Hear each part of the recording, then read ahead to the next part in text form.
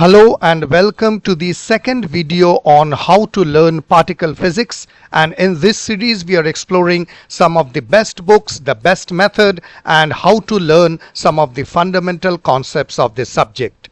In today's video I would be talking of a truly magical book, a book that will transform your understanding of particle physics, a book that assumes nothing, and it is meant for truly the beginners, starting from the beginners level to the advanced concepts.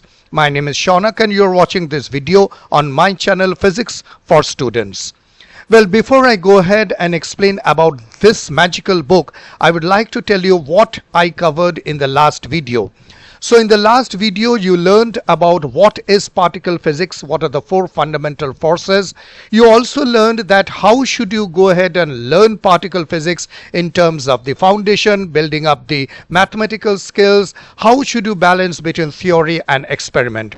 I also explained what are the problems or the limitations of the standard model and how gravity, dark matter and neutrino are being taken care in terms of quantum gravity and further researches which are going on.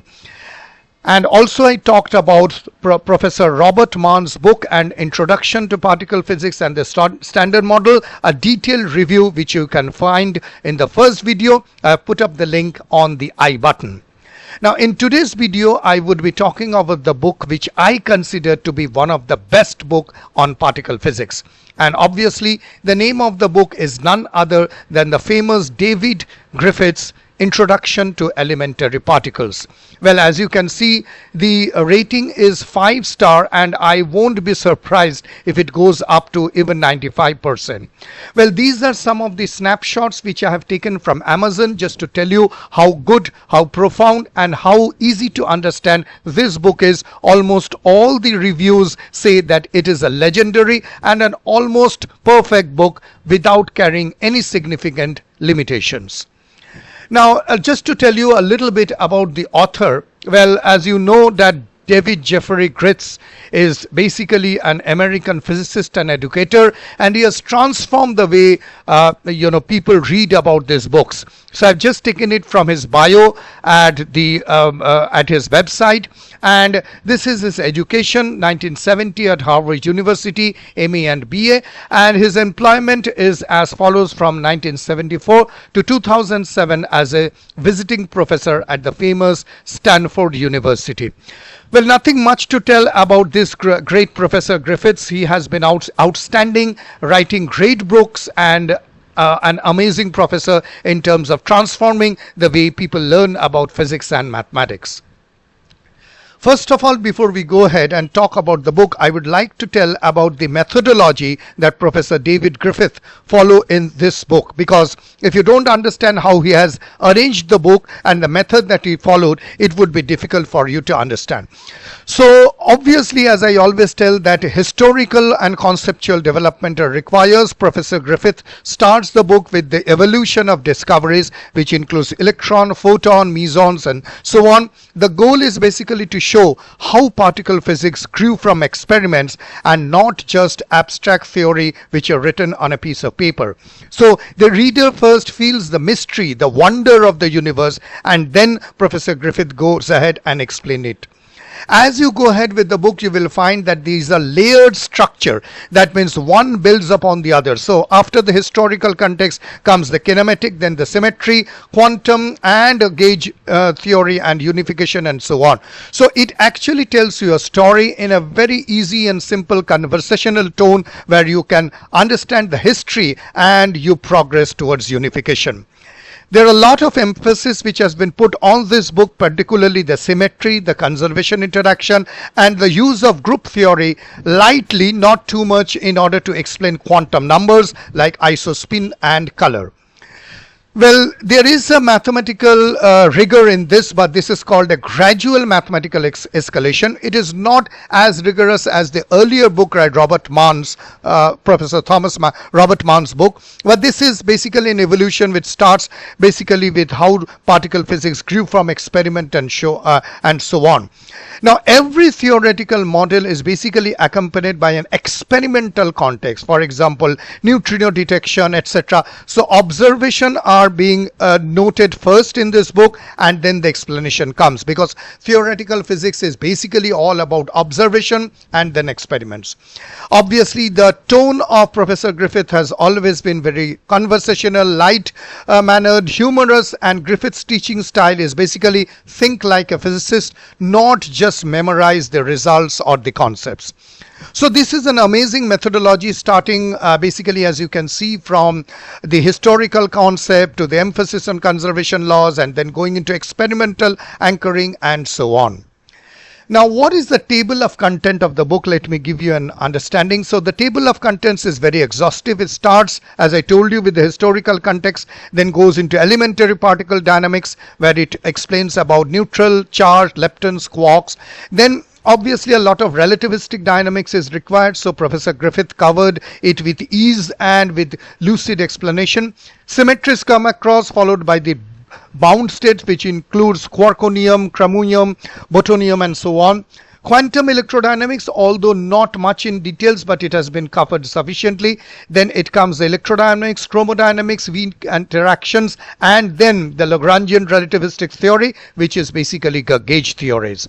Further, if you look in the table of contents, you will see that the book covers neutrino oscillations, and then the decay rates and cross section, the Dirac delta function, and the index and Feynman rules, etc. Most importantly, what I found in this table of contents, other than the usual content, is that the book also covers the formulas and constants, which is given right at the beginning. This, I think, is truly important. Otherwise, you have to again revisit the formulas. So here you can see that the fundamental constant, including Bohr radius, Bohr energies, what are the conversion factors, how it gets converted to femtometer and bar, along with the particle data, the formulas and constants are given. You can take a printout or take a snapshot in your mobile or your tablet and keep it aside, because as you go through reading this book, these constants will be referred, so it is better to keep a note on that. So from this exhaustive table of contents, what is the key takeaway that we learn? So the key takeaway from the table of content is that the journey is basically from discovery to unification. So it traces the origin and the roots of particle physics from experimental discoveries until it gets united to the standard model. Also, the book has a lot of details regarding observation and explanation. So it starts with the experimental evidence which are found, and then it goes ahead and explains the theory. There are a lot of information given about how conservation laws and symmetries govern particle behavior. This would be important because particle physics do depend on that. And then the standard model is found as the culmination point, which builds slowly on the quantum electrodynamics, quantum chromodynamics, weak interactions, and so on. And this book's tone is such that it is an open-ended curiosity, which you can find it going ahead. So all in all, what I can say, that Griffith's book is not only a textbook, it is a wonderful journey through the architecture of nature, from where you are discovering the symmetry, the particles to principles, and it reveals how simplicity and unification lie beneath the apparently seemingly complex universe that we see around us. Now, the diagrams and equations are quite lucid clear. Let me give you some of the snapshots. Here you can see these are the diagrams which are quite okay, and all these things are written quite clearly, so you can watch them with the labels, etc. So from here, what we can conclude is that the diagrams and the equations which are used by Professor Griffith are simple, intuitive, and they are visually clearly designed. That means there is no further complications, and it has not got an overwhelmingly mathematical complexity, but there are fine levels, structures, quite well written. So here comes the final overview, or I would say an overall review of this book. So what I can talk about is the central idea is that it serves as a first textbook on particle physics. So if you're really interested and you do have an understanding of linear algebra, the formalism of quantum mechanics, you can very well pick up the book and you will start learning and enjoying. So it explains the structure and interactions. Also, it presents particle physics as an experimental science, not a theoretical physics, and it is grounded on symmetry, conservation law, and so on. Well, the core themes and contents that has been covered, it starts with historical overview, classification of particles, then goes into Feynman diagrams, cross section, and the later chapter, which are advanced chapter, discusses about neutrino physics, weak interaction, and a part of the Higgs mechanism. So this is basically the central idea and the core themes and contents.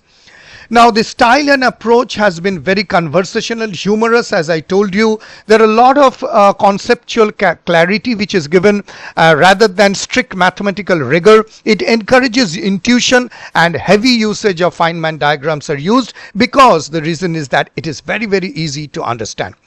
Now, the strengths are that if you are just an ardent person who wants to learn particle physics, got a basic understanding of linear algebra, differential equation, then you can very well go ahead with this book. It is extremely readable. It has got a very balanced approach between theoretical insight and the experimental findings, and it is very logical. So it has got an excellent pedagogy. It bridges the gap between quantum mechanics and the modern particle theory, and it is has got a lot of historical and physical context, and you can really feel that you're moving through a wonderful journey of discovering particle physics. If I talk about weakness, not much, but yes, if you're a person who loves to work on the true mathematical front, you won't find too much of mathematical details. Some of them are outdated if you're considering the first edition. However, I would consider to take the latest edition of this book, and it doesn't really go deep into quantum chromodynamics or renormalization theory, and it has got a simplified treatment of the rather advanced concepts of Higgs mechanism and spontaneous symmetry breaking, which should be explained in much more formal details. So as a whole, what I can tell is that this is just an amazing book. It has a clear, intuitive, and an enjoyable understanding. The book, I would say, historically is important, one of the classics. It is the best perfect starting point for a person like you who are a beginner and who is willing to take up particle physics in your further career. So this book would be definitely considered as a first exposure to particle physics. Well, that's all for today's video. Thank you for watching, and if you have liked the video, please do not forget to subscribe to my channel Physics for Students and keep on this bell icon ringing so that you get all the notification from Physics for Students. You can follow me on my Facebook, especially on the thread where I'm putting up a lot of good ideas, something different related to physics and mathematics, and you can always write to this ID where I'm quite active and try to respond to your queries as early as possible. So all your queries will be answered once you write to me, or you can put up your comment. Physics for Students will be soon back, and this particle physics series is not yet done. There are a few more books that I need to explain and clarify to you. I will be soon back, but till then, may the good Lord be with you.